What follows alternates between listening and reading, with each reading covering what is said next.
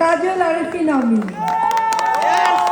সফলতা BFA award 2024 শ্রেষ্ঠ কাহিনীকার কাজল আরিফিন অমি for অসময়।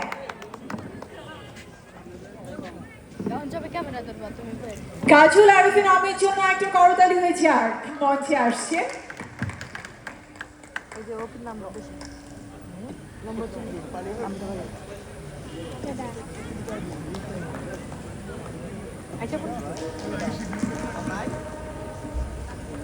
একটু জোরে করতালি চাই সবার কাছ থেকে।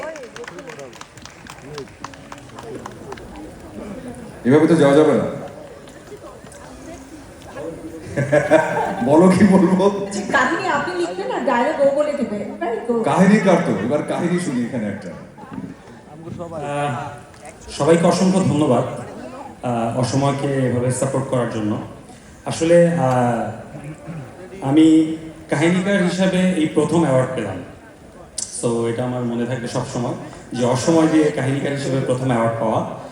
আর আমি এখন পর্যন্ত পূর্ণদৈর্ঘ্য চলচ্চিত্র যেহেতু বানাইনি, সো নেক্সট ইয়ার যদি পুরোপুরি সিনেমা হলের নির্মাতা হিসেবে আসলে এই মঞ্চে অ্যাওয়ার্ড পাই, তখন আমার তৃপ্তিটা মিটবে আর কি। তো সবাই দয়া রাখবেন যাতে আমি আরো অনেক দূরে এগিয়ে যেতে পারি। Thank you. আর যাদের হাত থেকে পুরস্কার নিয়েছি, এটা আরেকটা ভালো লাগা, সবাই আমার অনেক পছন্দের এবং প্রিয়।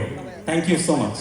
আমি ভাই, এটাকে কি আমরা ঘোষণা হিসেবে নেবো নাকি রিমাইন্ডার হিসেবে নেবো যে আমিও আসছি? দুইটাই। এবং একটা বিষয় একদম সুনিশ্চিতভাবে বলা যায় যে খুব ভালো একটা ব্যবসায়িক সফল ছবি আসতে যাচ্ছে যখন অমির নির্মাণের কোনো একটা ছবি আসবে। Thank you, congratulations. কংগ্রেচুলেশনস। এবং এবার আমরা দেরি করছি না, আমরা চলে যাচ্ছি। আমরা কিন্তু একেবারে শেষের দিকটাতে রয়েছে, আরো একবার বলতে চাই, এরপরে আমরা মেজাবিনের পারফরমেন্স দেখবো। তবে তার আগে